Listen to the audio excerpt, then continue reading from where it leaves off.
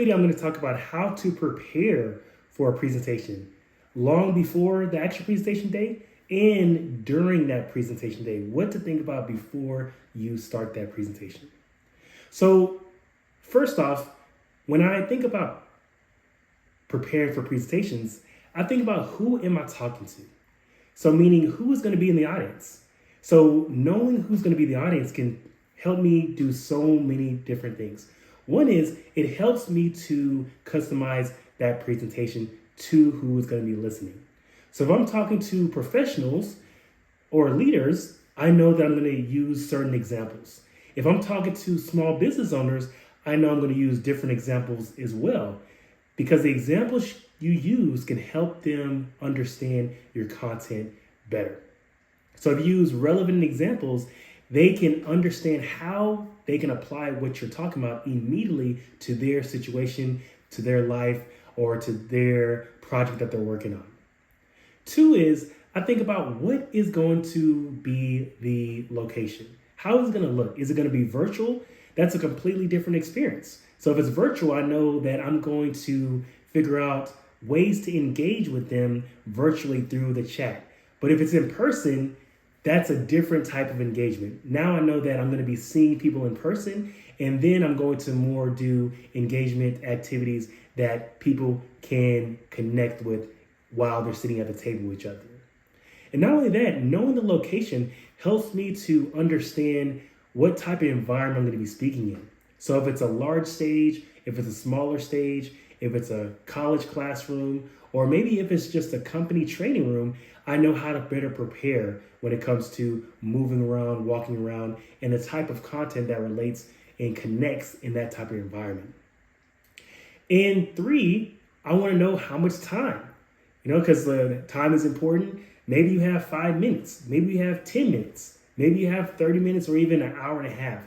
All that's important. So if I know that I have 90 minutes, I'm going to know that I can use more stories in my presentation. I'm going to understand that I have ability to go into more detail on certain topics. But if there's a time where I have to speak for 7-8 minutes, now I think about what are the most important topics of that session. What's the most important story I can use? What is the most statistic that really can help them relate to the topic?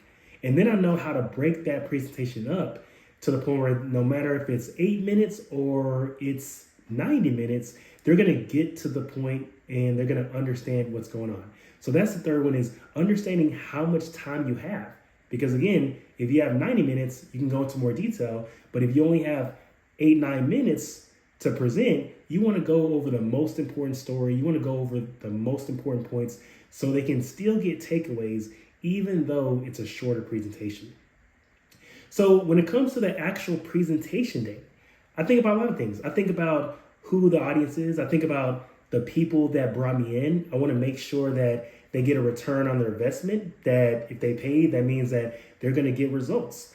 And I think about the audience. I want to make sure they get impactful tips that they can use.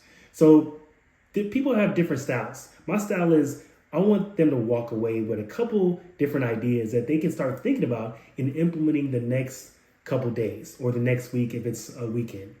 Another thing I think about is everything set up correctly?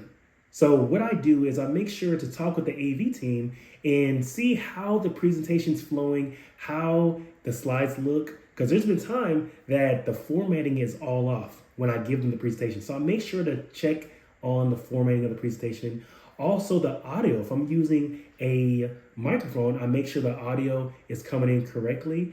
And then sometimes I just go up there and act like I'm presenting just so I can make sure that everything is working correctly, that I can see the monitor and I can see the slides that are available as well.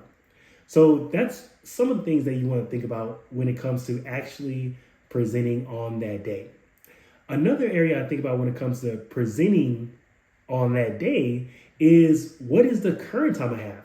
Sometimes you're in a situation where you were supposed to speak for 60 minutes, but turns out that they're behind schedule. So now you have to speak for 30 minutes. Now you have to speak for 25 minutes.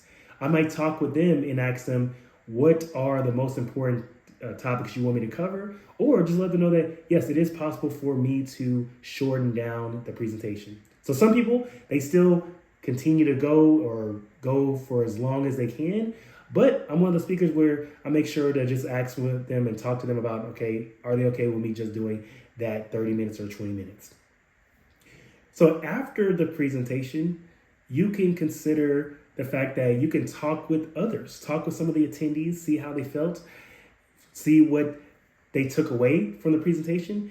This can always help you become a better presenter. So many different ways you can connect.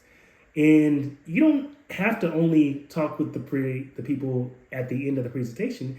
You could talk with them before the presentation. This can help you prepare in the sense that this is going to help you be more comfortable.